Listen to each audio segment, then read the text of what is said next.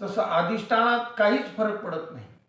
आपण ब्रह्मरूप आहोत, असून ब्रह्मरूप आपल्याला मी ब्रह्मरूप कसा असेल अशा प्रकारची अशी आपल्याला शंका आहे. आणि पहिली तर गोष्ट ब्रह्म म्हणजे काय हे माहीतच नाही. मी ब्रह्माला जाणीत नाही हे असत्वापादक आवरण आणि आभानापादक. जर ते असतं, ब्रह्म असतं तर मला कळालं असतं. आता फरक एवढा आहे की मनुष्य शरीरात दिलेली जी बुद्धी आहे ती विवेक करते आणि विवेकानं आपल्याला सार काय असार काय, मी काय, मीला सोडून असलेलं इदम पदार्थ काय, ह्या सगळ्या गोष्टीचा सांगोपांग विचार करता येतो. म्हणून मनुष्य शरीरातल्या जीवानं आपल्या बुद्धीचा सारासार विचार करण्यासाठी वापर केला तर आसार असलेला जो प्रपंच आहे आणि सार असलेलं जे आपलं स्वरूप आहे, ब्रह्मस्वरूप आहे, आत्मस्वरूप आहे, चैतन्य स्वरूप आहे, त्याला परमात्मा म्हणतात. कुठं कुठं ग्रंथामध्ये त्याला देव म्हणलंय, कुठं कुठं त्याला आत्मा म्हणलंय, कुठं कुठं परमात्मा म्हणलंय, कुठं कुठं त्याला जाणणारं चैतन्य म्हणलंय, कुठं कुठं त्याला केवळ ज्ञान, कुठं समिती म्हणलंय.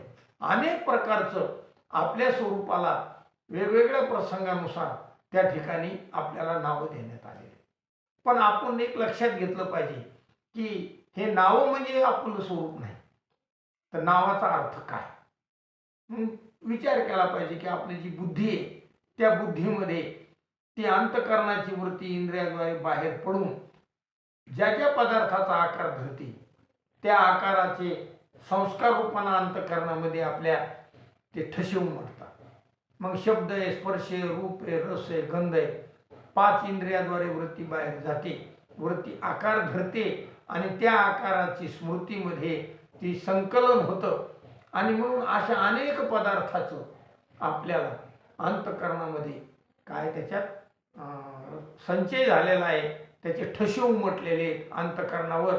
आणि अंतःकरणामध्ये जो प्रकाश आहे तो प्रकाशानं ते ठसे आपल्याला प्रतीतीला येतात. जसं एखाद्याने असं ध्यान लावलं तर ध्यानानं वृत्ती बाहेर जात नाही, पण ध्यानाचा विषय मी नसल्यामुळं त्याला आतले संस्कार पुन्हा पुन्हा आठवते. बस आपण काळे आहोत असा जो व्यवहार होतो, डोळे लावून बी आपल्याला आपला काळा रंग का दिसतो, तर आपल्याला त्याची पहिल्याने काय झालेली आहे, त्याची जाण झालेली आहे, त्याचा आकार धरलेला आहे. आणि आता प्रतिभिज्ञ प्रत्यक्ष म्हणजे तोच मी आहे, काळाच मी आहे, असा काय झाला विपरीत आपल्याला भ्रम झालेला आहे. तसं या ठिकाणी बुद्धीनं जर निश्चय केला तर बुद्धीचे वैभव अन्य नाही तुझे, एका केशी राजे सकळ. ती वैभववान बुद्धी कोणची, जी बुद्धी सारासार विचार करते आणि सत्य काय असत्य काय याचा त्या निवडा करते, त्याला म्हणायचं ती बुद्धी सार बुद्धी आहे. ती मनुष्य देहातली सगळ्यात उत्तम सिद्धी म्हणजे बुद्धी आहे. ती सिद्धी आहे आपल्या प्रत्येकाजवळ आहे, पण ती स्वतःसाठी वापरली नाही. म्हणून डॉक्टर, वकील, इंजिनियर, जज या जगात जे शहाणे म्हणून घेणारे लोक आहेत व्यवहारातले, ते शहाणे जरी असले तर ते व्यवहारातले शहाणे आहेत, परंतु शहाणा म्हणल्याच्या नंतर दुःख व्हायला नाही पाहिजे, नाही का. आपला प्रत्येक मनुष्य समाधानासाठी तडजोड करीत म्हणजे तडफड करीत नाही, तर शहाणं होण्यासाठी स्पर्धा आहे. अरे शहाणा तोच म्हणा की जो समाधानी आहे. शहाणा तो धनी घेता असे. शहाणा कोण आहे की ज्याला स्वरूपाचं यथार्थ ज्ञान करून घेण्याची इच्छा झाली, तो शहाणा आहे. आणि त्या स्वरूपाची यथार्थ ज्ञानाची इच्छा ज्याला झाली तो मुमुक्षू आहे.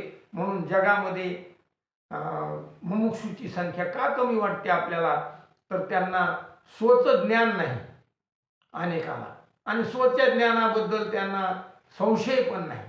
त्यांचा असा निश्चय झाला की जे दिसतं हे 3.5 हाताचा हा मासाचा देह तो मी आहे.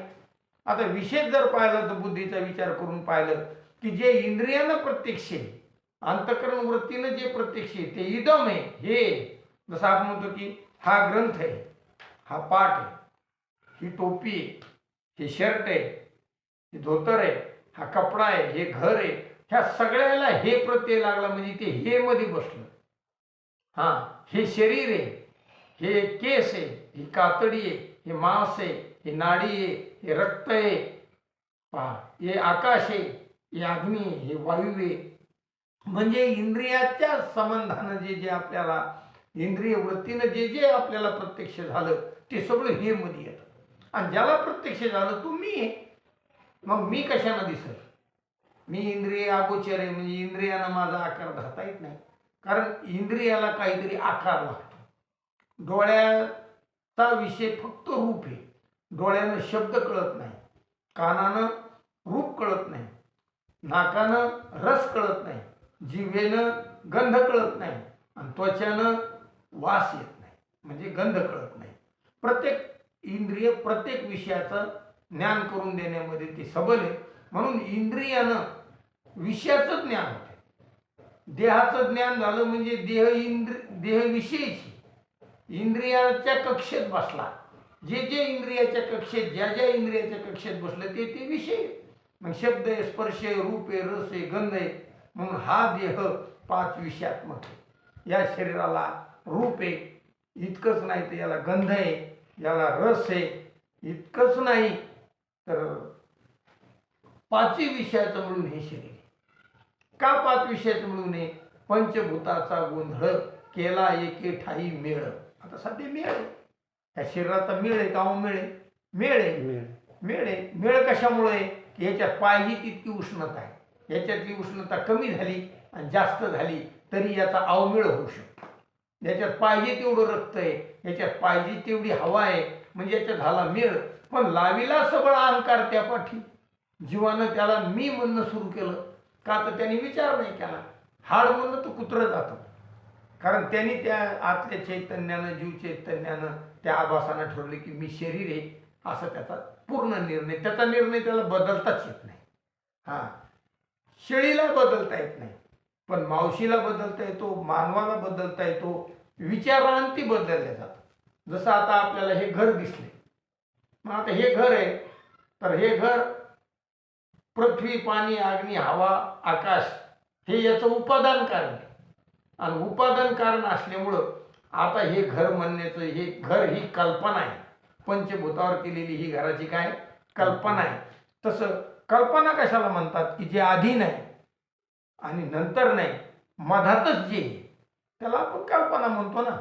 आणि मग जे कल्पिलं ते आधी नाही, अंती नाही, ज्याला आधी अंत नाही, म्हणून जे दिसते तेव्हा बी ते खरं नाही. तसा हा देह आपल्याला दिसला. कधी दिसला? कधी झाला हा देह? दिसला तेव्हा झाला.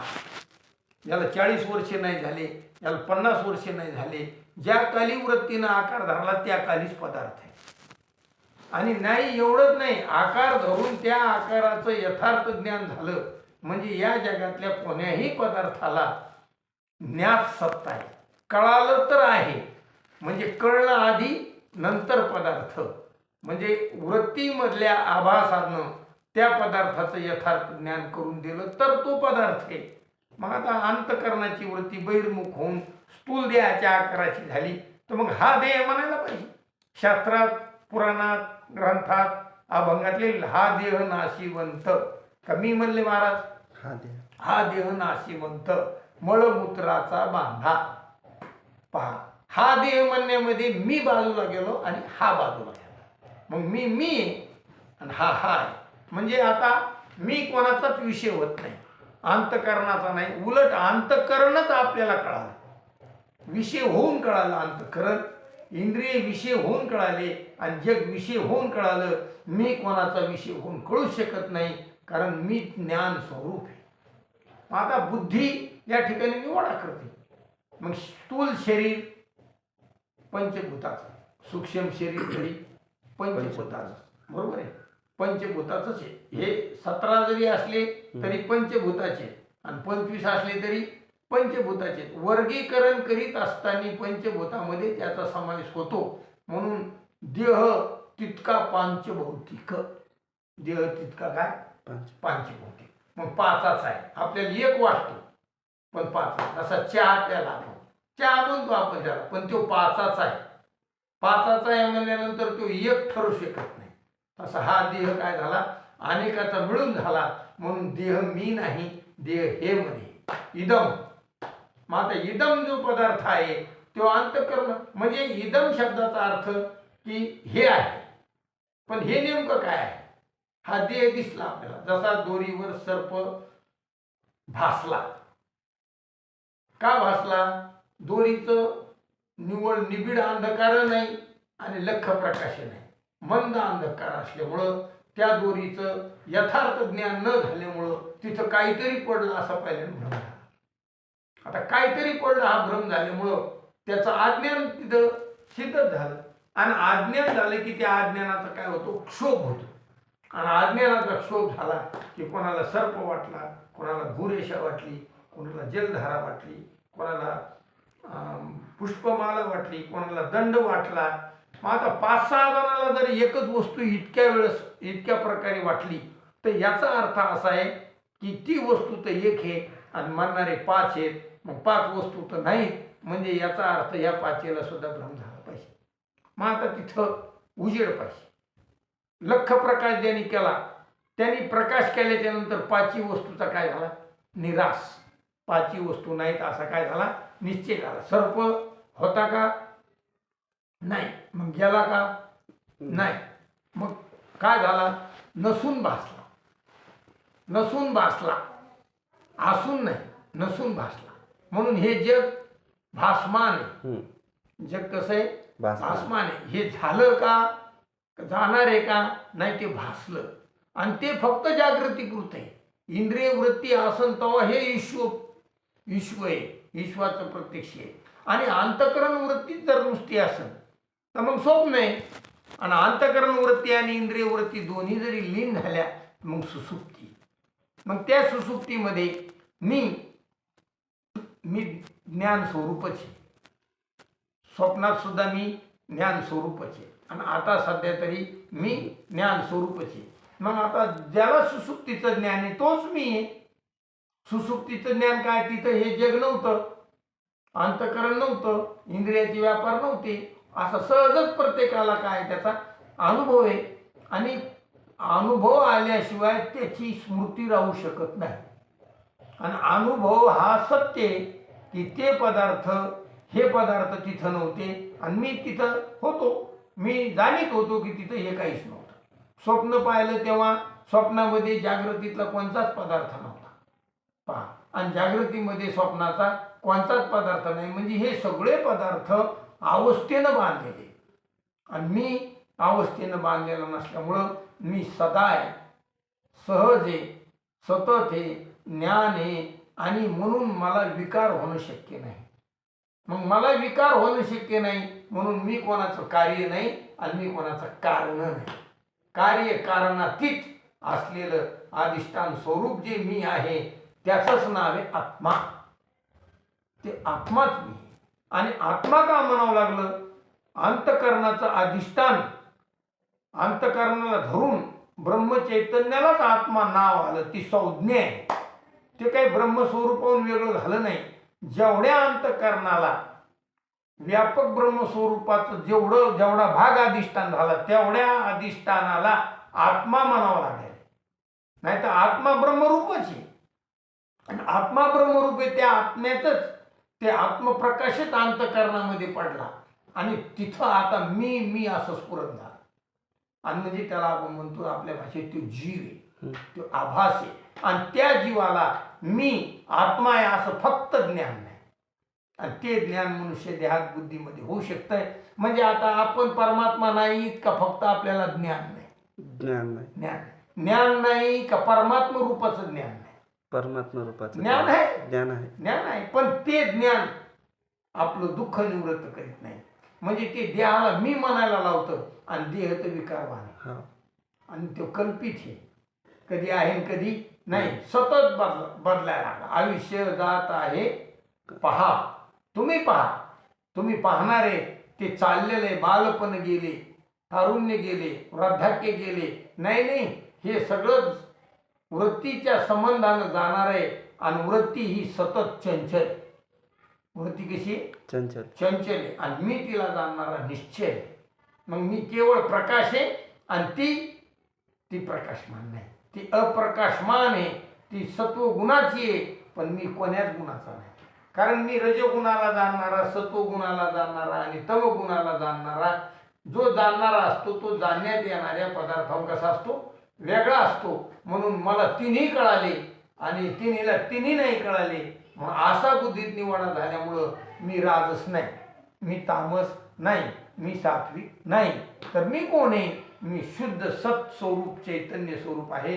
म्हणून मी सतत आहे म्हणून सत, जाणतो म्हणून चित, आणि माझ्यावर कोणताच आघात होत नाही, मी लीन होत नाही, माझा बाध होत नाही, माझा नाश होत नाही आणि माझा व्यतिरेक नाही, माझा सगळीकडे अन्वय आहे. आणि अन्वय असल्यामुळं मी ब्रह्मरूप आहे. जसं आकाश हे पाण्यात आहे, आकाश हे पृथ्वीत आहे, आकाश हे अग्नीत आहे, आकाश हे वाऱ्यात आहे. पण वाऱ्यात असून आकाश हलत नाही, अग्नीत असून आकाश उष्ण होत नाही, पाण्यात असून आकाश जगदीश स्वामी छोटे सरकारकडून इनकमिंग कॉल ट्रू कॉलरनी ओळखला. मलिन होत नाही. आणि सगळ्यात शिवाय